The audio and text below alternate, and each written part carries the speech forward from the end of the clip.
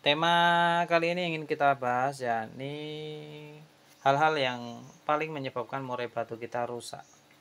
Sebenarnya untuk murai batu ya, hal apa saja sih yang paling merusak murai batu itu tidak jauh-jauh itu dari diri kita sendiri, teman-teman.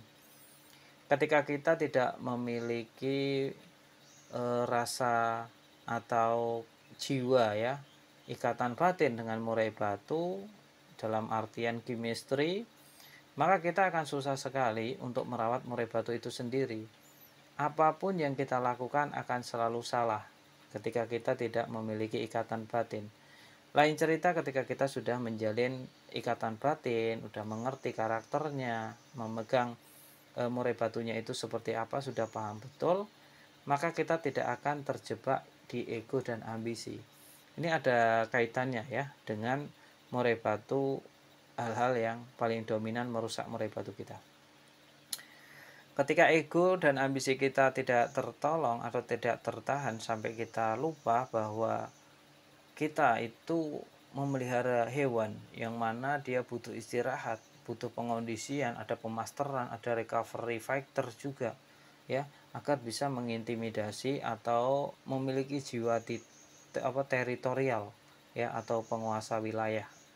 Murai batu kan murai termasuk burung yang memiliki factor tinggi ya, burung-burung factor. Nah, ini bisa menjadi acuan kita ya teman-teman untuk selalu memahami bahwa murai batu tadi seharusnya kita kondisikan di titik terbaiknya ya, jangan dilombakan sebelum jadwalnya lomba yang sebagaimana mestinya. Sering sekali kita melihat murai batu yang sebenarnya, mohon maaf, belum dalam keadaan terbaiknya, belum on fire, masih dari kita lihat kelihatan, maka murai batu masih tahap pengondisian tapi sudah kita paksa untuk lomba. Mungkin kalau kita hoki itu akan masuk nominasi, tapi kan apa iya kita harus mengandalkan hoki? Kita juga perlu dong memainkan strategi. Nah, inilah yang perlu dikupas juga. Murai batu sebaiknya jangan dilombakan terlalu dekat, cukup sebulan sekali.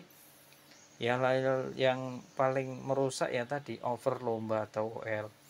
Yang kedua, kita itu tentang ego juga sebenarnya ya. Burung murai batunya itu sering di track. Nah, untuk murai batu yang sering di track ini kalau dilombakan pasti akan bermasalah karena habit saat di track nanti bisa saja dibawa ke tempat lomba atau ke tempat kontes tadi. Jadi sebaiknya gimana? Sebaiknya ya kalau murai batu teman-teman murai khusus untuk kontes, maka jangan sesekali mengetrek burung murai batunya. Terus dari pemberian EF ya. Pemberian EF yang tidak beraturan ini juga bisa berdampak kurang bagus. Contohnya ketika kita mudik lebaran, burung murai batu kita kasih makan sebanyaknya. Harapan kita, niatan kita bagus agar apa? Murai batunya hidup ya, dia makanannya cukup. Tapi teman-teman lupa bahwa yang kita lakukan tidak sewajarnya itu akan berdampak buruk pada burung murai batu kita. Biasanya mayoritas itu tangannya ya murai batu yang digeber tadi, maka kita biasanya gatal teman-teman, pengennya lomba-lomba terus, apalagi kalau sering prestasi dan juara itu pengennya setiap hari itu lomba. Memang kalau udah demikian maka murai batu tadi dampaknya buruk. Ada yang cabutin bulu atau bisa dibilang cabut bulu, terus burungnya nakal ya, nampar kanan nampar kiri nggak karuan, sudah di sedemikian rupa tapi masih bermasalah.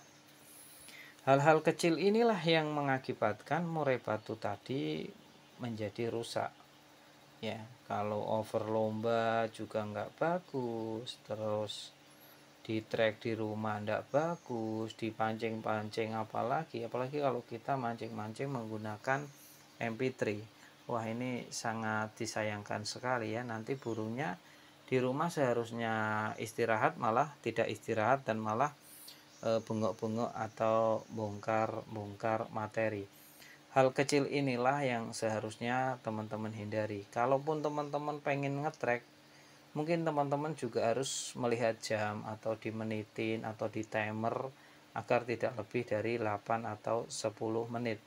Karena 8-10 menit itulah waktu durasi saat kita melombakan murai batu. Meskipun saya tidak menyarankan untuk murai batu teman-teman itu digeber terus menerus ya, yang nanti malah akan merusak burungnya. Terus untuk pemberian EF juga sebaiknya konsisten ya, seperti bagaimana biasanya. Jangan sampai kayak waktu mudik, maka makan dikasih sebanyak-banyaknya lantas dibiarkan tinggal pulang, maka balik mungkin bulunya sudah pada ambrol karena tadi ya perawatan yang tidak konsisten ya. Jomplang tadi biasanya cuma dikasih 3-3, hari itu dipuasi langsung sebanyak-banyaknya atau sepuas-puasnya burung murai batu kita makan, maka ini akan berdampak buruk. Jadi jangan melakukan hal-hal yang demikian.